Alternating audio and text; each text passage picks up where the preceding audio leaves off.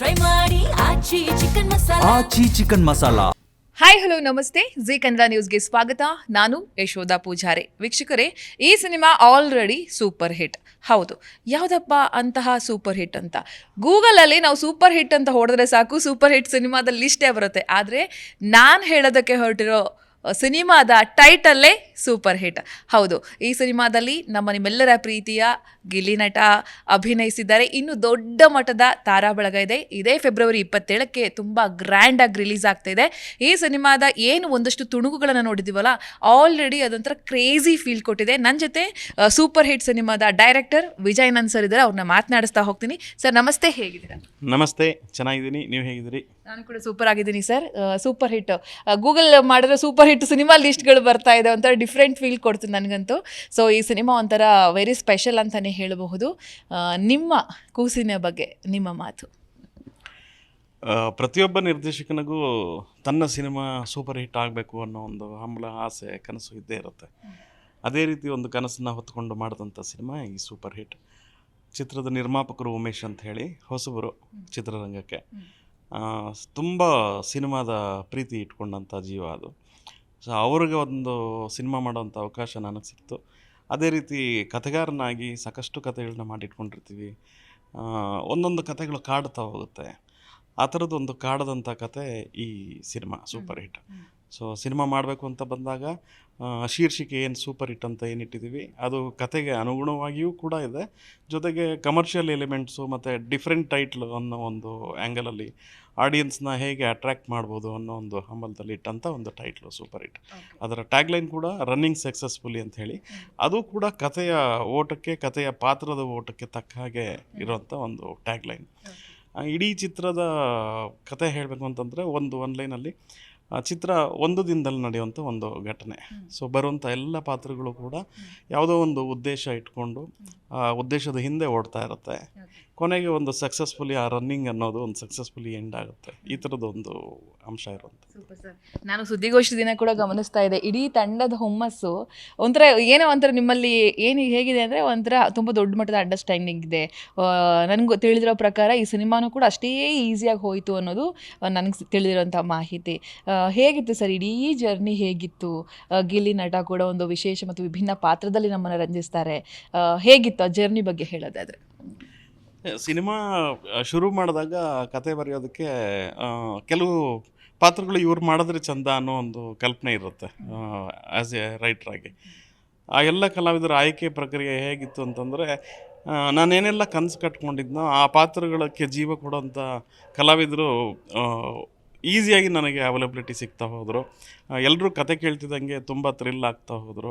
ಎಲ್ಲರೂ ಆ್ಯಕ್ಟ್ ಮಾಡೋದಕ್ಕೆ ತುಂಬ ಈಸಿಯಾಗಿ ಅವರು ಆ್ಯಕ್ಸೆಸ್ ಆಯಿತು. ನನಗೆ ತುಂಬ ಅಷ್ಟು ಪ್ರೀತಿಯಿಂದ ಒಪ್ಕೊಂಡ್ರು ಪಾತ್ರಗಳನ್ನ ನಿಭಾಯಿಸೋದಕ್ಕೆ.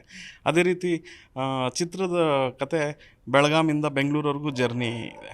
ಸೊ ಈ ಜರ್ನಿನಲ್ಲಿ ಆಮೇಲೆ ಎಲ್ಲ ಪಾತ್ರಗಳು ಕೂಡ ತುಂಬ ಬ್ಯುಸಿ ಇರುವಂಥ ಕಲಾವಿದರು. ಗಿಲ್ಲಿ ಅವರಾಗ್ಬೋದು, ಗೌರವ್ ಆಗ್ಬೋದು, ಸಾಧು ಸರ್ ಆಗ್ಬೋದು, ಪ್ರಮೋದ್ ಅವರಾಗ್ಬೋದು, ಜಿ ಗಿರಿ, ನಾಗೇಂದ್ರ ಪ್ರಸಾದ್ ಅವರು, ಒಂದು ದೊಡ್ಡ ತಾರಾ ಬಳಗ ಇದೆ. ಅವರೆಲ್ಲರೂ ತುಂಬ ಬ್ಯುಸಿ ಶೆಡ್ಯೂಲು. ಸೊ ಅವರೆಲ್ಲರ ಶೆಡ್ಯೂಲ್ನ ಹೊಂದಿಸಿ ಅದಕ್ಕೆ ತಕ್ಕ ಹಾಗೆ ನನ್ನ ಪರಿಸರ, ವಾತಾವರಣ ಎಲ್ಲವೂ ನನಗೆ ಸಪೋರ್ಟ್ ಮಾಡಬೇಕು. ಆ ರೀತಿ ಒಂದು ಪ್ಲ್ಯಾನ್ ಮಾಡಿಕೊಂಡು ಮಾಡಿದಂಥ ಒಂದು ಸಿನಿಮಾ.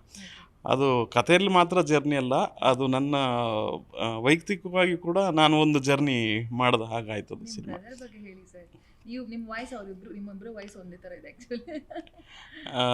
ಅಂದರೆ ಅವರು ನಾಗೇಂದ್ರ ಪ್ರಸಾದ್ ಅವರು ನನ್ನ ದೊಡ್ಡಣ್ಣ, ನಾನು ಅವ್ರ ತಮ್ಮ ಕೊನೆಯವನು. ನಾವು 3 ಜನ ಮಕ್ಕಳು. ಸೊ ಮಧ್ಯದಲ್ಲಿ ಇನ್ನೊಬ್ರು ಇದ್ದಾರೆ ಶ್ರೀನಿವಾಸ ಮೂರ್ತಿ ಅಂತ. ಅವ್ರಿಗೂ ಸಿನಿಮಾಗೂ ಸಂಬಂಧ ಇಲ್ಲ, ಅವರು ಬೇರೆ ಒಂದು ಬಿಸ್ನೆಸ್ಸಲ್ಲಿದ್ದಾರೆ. ಸೊ ಹೆಚ್ಚು ಕಮ್ಮಿ ನಾನೊಂದು 25 ವರ್ಷ ಇಂಡಸ್ಟ್ರಿಗೆ ಬಂದು ಒಂದು 80-90 ಸಿನಿಮಾಗಳಿಗೆ ಸಾಹಿತ್ಯ, ಸಂಭಾಷಣೆ, ಒಂದು 40-50 ಸಿನಿಮಾಗಳಿಗೆ ಡೈರೆಕ್ಟರ್ ವರ್ಕ್ ಮಾಡಿದಂಥ ಅನುಭವ. ಹೀಗೆ ಮಾಡ್ತಾ ಒಂದು ನಿರ್ದೇಶಕನಾಗಬೇಕು ಅನ್ನೋ ಒಂದು ಕಲ್ಪನೆ, ಕನಸು ಪ್ರತಿಯೊಬ್ಬ ಬರಹಗಾರನಿಗೂ ಇದ್ದೇ ಇರುತ್ತೆ. ಆ ಒಂದು ಕಲ್ಪನೆಯಲ್ಲಿ ನಾನು ಡೈರೆಕ್ಟರ್ ಆದೆ. ಸೊ ಓಳ್ಮನ್ಸ್ವಾಮಿ ಮೊದಲನೇ ಸಿನಿಮಾ, ಕಾಶಿನಾಥ್ ಅವರ ಕೊನೆ ಸಿನಿಮಾ, 50ನೇ ಸಿನಿಮಾ ಅದು. 2ನೇ ಸಿನಿಮಾ ಕೃಷ್ಣ ಟಾಕೀಸ್ ಮಾಡಿದೆ, ಅಜಯರಾವ್ ಅವ್ರದ್ದು. ಇದು ನನ್ನ 3ನೇ ಕೋಸು. ಆ ಜರ್ನಿ ನಾನು ಹಿಂದೆ ತಿರುಗಿ ನೋಡ್ದಂದರೆ ತುಂಬ ಖುಷಿ ಪಡುತ್ತೆ ಮತ್ತು ಒಂದು ಹೆಮ್ಮೆ ಅನಿಸುತ್ತೆ. ಒಂದಷ್ಟು ಒಳ್ಳೊಳ್ಳೆ ಕಲಾವಿದರ ಜೊತೆಗೆ ಕೆಲಸ ಮಾಡುವಂಥ ಒಂದು ಅವಕಾಶಗಳು ಸಿಕ್ತು ಅಂತ ಹೇಳಿ. ಗಿಲ್ಲಿ ಪಾತ್ರ ಹೇಗಿರುತ್ತೆ, ಗೌರವ್ ಅವರ ಪಾತ್ರ ಹೇಗಿರುತ್ತೆ, ಶ್ವೇತಾ ಅವರು ಹೇಗೆ ರಂಜಿಸ್ತಾರೆ? ಇಲ್ಲಿವರೆಗೂ ನಮಗೆ ಗಿಲ್ಲಿ ನಟ ಅವರು ಅವರ ಯೂಟ್ಯೂಬ್ ಕಾಮಿಡಿ ಒಂದು ಶಾರ್ಟ್ ಫಿಲ್ಮ್ಸ್ಗಳು ಮತ್ತೊಂದು ಮಾಡಿದರು, ಮತ್ತು ರಿಯಾಲಿಟಿ ಶೋಸ್ಗಳು ಒಂದಷ್ಟು ಮಾಡಿದರು. ಅದೆಲ್ಲದರ ಜೊತೆಗೆ ಜನರನ್ನ ಸಿಕ್ಕಾಪಟ್ಟೆ ಆದಷ್ಟು ಬೇಗ ಖುಷಿಪಡಿಸುವಂಥ ಒಂದು ನಗಿಸುವಂಥ ಒಂದು ಕ್ಯಾರೆಕ್ಟರ್ ಅವ್ರದ್ದು. ಅದೇ ರೀತಿ ಸಿನಿಮಾ ಅಂತ ಬಂದಾಗ ಪ್ರತಿಯೊಂದು ಸನ್ನಿವೇಶದಲ್ಲೂ ಏನು 2.25 ಗಂಟೆ ಪ್ರತಿಯೊಂದು ಸನ್ನಿವೇಶದಲ್ಲೂ ಪ್ರತಿಯೊಂದು ಡೈಲಾಗಲ್ಲೂ ಇವ್ರು ಮಾಡಿದ್ರೆ ಚಂದ ಅಂತ ಅನ್ಸಿದ್ಮೇಲೆ ಆ ಡೈಲಾಗ್ ಇಂಪ್ರೂವೇಷನ್ ಬೇರೆ ಆಯಿತು. ಸೊ ಗೌರವ್ ಮಾಡಿದ್ರೆ ಚಂದ ಅಂತ ಅನ್ಸಿದ್ಮೇಲೆ ಆ ಡೈಲಾಗ್ ಇಂಪ್ರೂವೇಷನ್ ಬೇರೆ ಆಯಿತು. ಹಾಗೆ ಇವರಿಬ್ಬರು ಸಿಕ್ಕಾಪಟ್ಟೆ ಜುಗಲ್ಬಂದಿ. ಅಂದರೆ ಗೌರವ್ ಅವರು ಆಲ್ರೆಡಿ ಶಾರ್ಟ್ ಮೂವಿಗಳೆಲ್ಲ ಮಾಡಿದ್ದಾರೆ ಯೂಟ್ಯೂಬಲ್ಲಿ, ಕಾಮಿಡಿ ಇದರಲ್ಲಿ, ಅದು ಸಿಕ್ಕಾಪಟ್ಟೆ ವೈರಲ್ ಆಗಿರುವಂಥ ಕಂಟೆಂಟ್ಸು. ಇವರಿಬ್ಬರನ್ನ ಇಟ್ಕೊಂಡು ಒಂದು ಸಿನಿಮಾ ಮಾಡಿದಾಗ ಅದು ಎಷ್ಟು ನಗು ತರಿಸ್ಬೇಕು ಅನ್ನೋದನ್ನು, ಅದು ನನಗೆ ಆ್ಯಸ್ ಎ ರೈಟರಾಗಿ ನನಗೆ ಚಾಲೆಂಜಿಂಗ್ ಜಾಬ್. ಆಮೇಲೆ ಕಾಮಿಡಿ ಅನ್ನೋದು ನನ್ನ ತುಂಬ ಫೇವ್ರೆಟ್ ಜಾನರ್ ಅದು. ಸೊ ಹಾಗಾಗಿ ಅದು ಬರಿಬೇಕಾದ್ರೇ ಸಾಕಷ್ಟು ಎನ್ಹ್ಯಾನ್ಸ್ ಆಗ್ತಿತ್ತು. ಅದ್ರ ಜೊತೆಗೆ ಅವರು ಆ್ಯಕ್ಟ್ ಮಾಡ್ತಾ ಅದನ್ನು ಇಂಪ್ರೂವೈಸೇಷನ್ ಮಾಡಿಕೊಂಡು, ಸರ್ ಹಿಂಗೆ ಮಾಡಿದ್ರೆ ಚೆನ್ನಾಗಿರುತ್ತೆ, ಹಂಗೆ ಮಾಡಿದ್ರೆ ಚೆನ್ನಾಗಿರುತ್ತೆ, ಈ ಥರದ್ದು ಸಾಕಷ್ಟು ಬೆಳವಣಿಗೆಗಳು, ಬೆಟರ್ಮೆಂಟ್ಗಳು ಆಗ್ತಾ ಹೋಗ್ತಿತ್ತು. ಇನ್ಕ್ಲೂಡಿಂಗ್ ಡಬ್ಬಿಂಗಲ್ಲೂ ಕೂಡ ಅದನ್ನು ಇನ್ನಷ್ಟು ಬೆಟರ್ ಮಾಡ್ತಾ ಹೋಗ್ತೀವಿ. ಅದು ತುಂಬ ಖುಷಿ ಕೊಡುವಂಥ ವಿಚಾರಗಳವೆಲ್ಲ. ನೀವು ಕಂಡಂತೆ ಗಿಲ್ಲಿ ಸೂಪರ್ ಹಿಟ್ ಸಿನಿಮಾಗೆ ಈಗ ಈಗ ದೊಡ್ಡ ಮಟ್ಟದಲ್ಲಿ ಅಭಿಮಾನಿ ಬಳಗ ಹೊಂದಿರುವಂತಹ ಒಬ್ಬ ಕಲಾವಿದ ಅಂತಲೇ ಹೇಳ್ಬೋದು. ಎಲ್ಲೇ ಹೋದರೂ ಕೂಡ ಜನ ಸಾಗರವೇ ಸೇರುತ್ತೆ.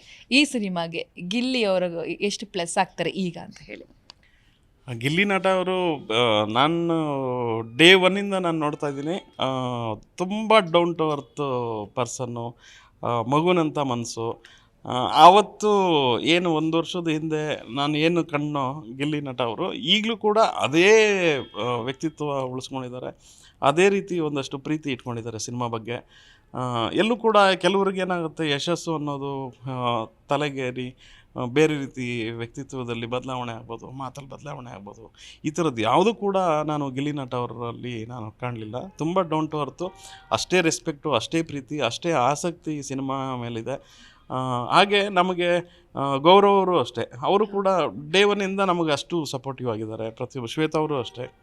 ಸೊ ಎಲ್ಲೂ ಕೂಡ ಅವರು ನಾನಿವಾಗ ಬಿಗ್ ಬಾಸ್ ವಿನ್ನರು, ನನಗೆ ಜನಸಾಗರ ಸೇರ್ತಿದ್ದಾರೆ, ಫಾಲೋವರ್ಸ್ ಇದ್ದಾರೆ, ಈ ಥರದ್ದು ಯಾವುದು ಅಹಂ ಅನ್ನೋದನ್ನು ಎಲ್ಲೂ ಕೂಡ ಎಳ್ಳಷ್ಟು ತೋರಿಸ್ಕೊಳ್ಳದೆ ಅದು ಇಲ್ಲೂ ಇಲ್ಲ ಆ ವ್ಯಕ್ತಿತ್ವದಲ್ಲಿ. ಸೊ ಅದು ತುಂಬ ನನಗೆ ಖುಷಿ ಕೊಡೋಂಥ ವಿಚಾರ. ಓಕೆ ಸರ್, ಫೈನಲಿ ಕರೆದ್ಬಿಡಿ ಸರ್ ಜನನ ಥಿಯೇಟ್ರಿಗೆ. ಎಲ್ರಿಗೂ ನಮಸ್ಕಾರ. ನಾನು ಸೂಪರ್ ಹಿಟ್ ಚಿತ್ರದ ನಿರ್ದೇಶಕ ವಿಜಯಾನಂದ್. ಇದೇ 27ನೇ ತಾರೀಕು ಫೆಬ್ರವರಿ ಇಡೀ ಕರ್ನಾಟಕದಾದ್ಯಂತ ಎಲ್ಲ ಚಿತ್ರಮಂದಿರಗಳಲ್ಲಿ ನಮ್ಮ ಸೂಪರ್ ಹಿಟ್ ಸಿನಿಮಾ ತೆರೆ ಕಾಣ್ತಾ ಇದೆ. ದಯವಿಟ್ಟು ತಾವೆಲ್ಲರೂ ಬಂದು ನೋಡಿ. ಗಿಲ್ಲಿ ನಟ ಅವರು ಪ್ರಪ್ರಥಮ ಬಾರಿಗೆ ನಾಯಕ ನಟರಾಗಿ ಆ್ಯಕ್ಟ್ ಮಾಡ್ತಿದ್ದಾರೆ. ಗೌರವ್ ಶೆಟ್ಟಿ ಅವರು ಪ್ರಪ್ರಥಮ ಬಾರಿಗೆ ನಾಯಕ ನಟರಾಗಿ ಆ್ಯಕ್ಟ್ ಮಾಡ್ತಿದ್ದಾರೆ. ಅದೇ ರೀತಿ ಶ್ವೇತಾ ಅವರು ಕೂಡ ನಾಯಕಿಯಾಗಿದ್ದಾರೆ. ಸಾಕಷ್ಟು ದೊಡ್ಡ ತಾರಾ ಬಳಗ ಇದೆ. ಟೆನ್ನಿಸ್ ಕೃಷ್ಣ ಅವರು, ಪ್ರಮೋದ್ ಶೆಟ್ಟಿಯವರು, ನಾಗೇಂದ್ರ ಪ್ರಸಾದ್, ಜಿ ಗಿರಿ, ಹೀಗೆ ದೊಡ್ಡ ತಾರಾ ಬಳಗ ಇದೆ. ನಿಮ್ಮನ್ನೆಲ್ಲ ಹೊಟ್ಟೆ ಹುಣ್ಣಾಗುವಷ್ಟು ನಗಿಸಿ ನಿಮ್ಮಿಂದ ಶಬಾಷ್ ಅಂತ ಅನಿಸ್ಕೊಂಡು ಒಂದು ಕೇಳೋವಂಥ ಒಂದು ಭಾಗ್ಯ ನನ್ನದಾಗಲಿ. ಈ ಸಿನಿಮಾ ಸೂಪರ್ ಹಿಟ್ ಅನ್ನೋದು ಟೈಟ್ಲಲ್ಲಿ ಮಾತ್ರ ಆಗಲ್ಲ, ನಿಜ ಜೀವನದಲ್ಲೂ ಕೂಡ ಈ ಸಿನಿಮಾ ದೊಡ್ಡ ಮಟ್ಟದ ಸೂಪರ್ ಹಿಟ್ ಆಗಲಿ. ಈ ಸೂಪರ್ ಹಿಟ್ ಸಿನಿಮಾ ನೂರಾರು ಸಿನಿಮಾಗಳಿಗೆ ಮಾದರಿ ಆಗಲಿ.